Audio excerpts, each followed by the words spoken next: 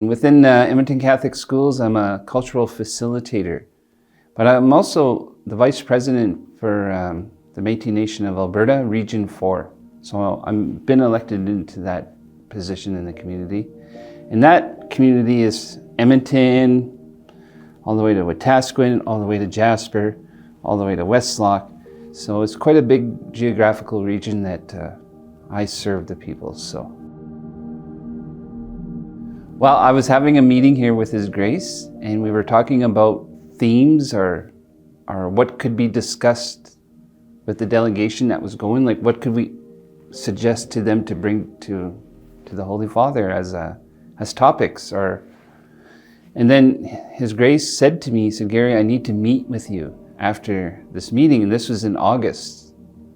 And I said, "Oh, okay." And I actually thought it was because of the Polish Church. It was under scrutiny there in our community with some of our advocates trying to promote, I guess, what was happening at that time with the unmarked graves and whatnot. And the Polish Church was part of that, and it wasn't a very nice situation that occurred. And I thought he was going to talk to me about that. And then he looked at me and he said, "Well, are you a card-carrying Métis person?" And I said, "Yeah, I am," which I thought was really quite odd. And then he looked at me and said, "Well, you're double vaccinated." I said, "Yeah." And he said, "You got a passport?" I go, "Yeah." He says, "Oh, we want you to be part of the delegation that will go." And I just choked up, and it's still overwhelming. And then he said, "You can't tell anybody." And I said, how do you not tell somebody this great news? But I have to confess, I went to my mom's right after that meeting and I said, "Mom, this is a big opportunity coming up. And it's really overwhelming, but I'm really choked up about it." And she said, "Well, that is a great honor, and fulfill it." And I said, "I don't think I'm worthy enough to go. I mean, there's greater people than myself out there, more educated, probably more Catholic than I am and whatnot." And my mom said, "No, you go because God picked you. You honor that. And if you don't honor that, I'm going to be mad at you." And I thought, well, man, I don't want my mom mad at me at this time, She does feed me once in a while.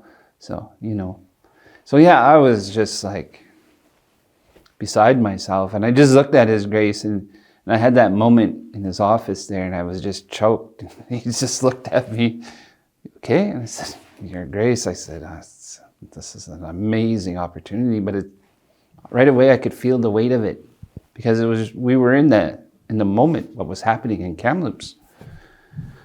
So I could feel that coming onto my shoulders. So when the Holy Father said he was coming, it took some of that weight off. So the narrative will change when the delegations go.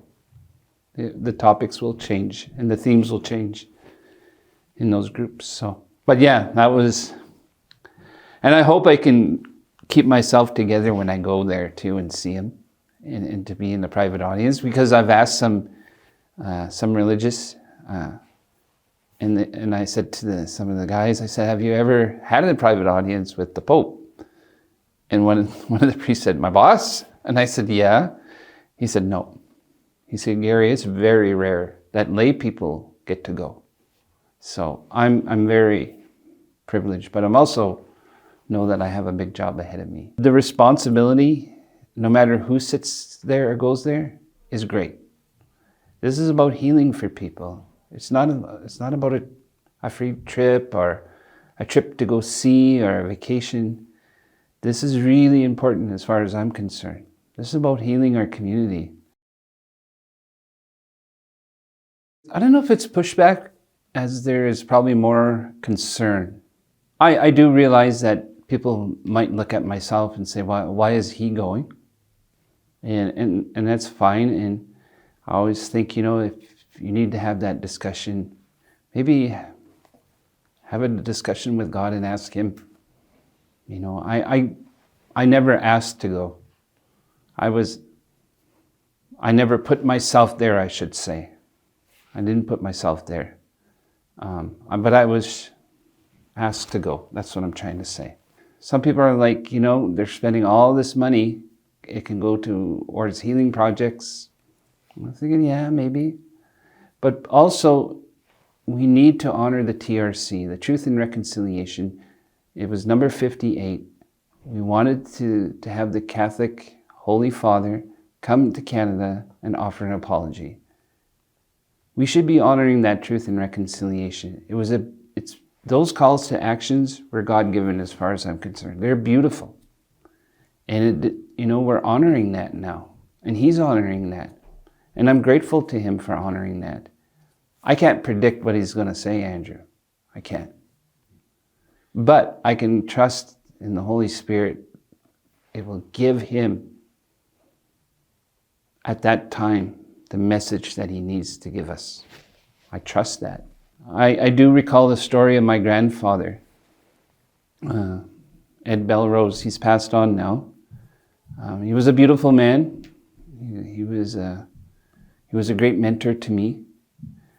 And back in '95, my first marriage, and he wouldn't come into the church.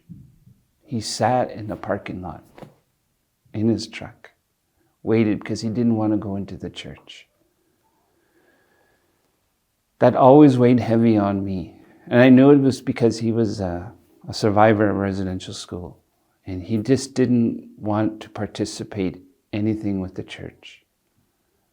But the reality of that was, I really wanted him in there to witness a good day for me, a good day for our family. But he just couldn't bring himself to go. And that was several years after the fact, right? So, I'm going to bring him with me there. I don't know if I have a chance to share that story of my grandfather, but I think the community is trusting me to speak from here, language of the heart. The Braided Journey program in Edmonton Catholic School District is a program that really, I think they do amazing things. And the retention rate that we have since starting that program, and it's kind of like the vision of Pam Sparkling Eyes, who was a librarian at one time at Ben Caffrey Society, and made this Braided Journey into such a huge success. So when we were there, and I shared that with these students in the Braided Journey program, and we often encourage the Indigenous student to bring non-Indigenous friends to the program. So I go there in lunch, and I have these little informal circles with them. And I said, well, before we light the smudge and we bless ourselves, I have some news. And I said, I won't be around in December in the last week. I'll be going somewhere. And I said, I'm going to go to Rome, and I'm going to be part of that delegation. And it got really, really quiet. And the Indigenous students, their eyes were huge. And then one of the young girls, she said, Gary, she said, that's amazing. But you need to convey some messages for me. And I said, okay. So she had kind of told me, and others started to tell me. And then the non-Indigenous students were starting to come in on that segue. They were starting to say, can you also bring this to their attention? And I'm thinking, yeah, I can do that. I'm going to try. But it's a really big dialogue to take everyone's past hurts, concerns.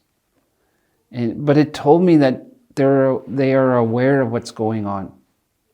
They are keeping current with what's happening in our Indigenous community, especially the young Indigenous people. And they have an amazing voice that needs to be heard too. So when you posed that to me, Andrew, I just thought, if we could do it with the students of the Braided Journey program, I think it would be amazing.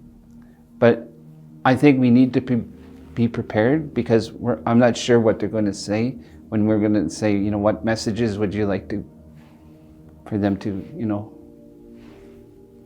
to hear in Rome, Because in reality, Andrew,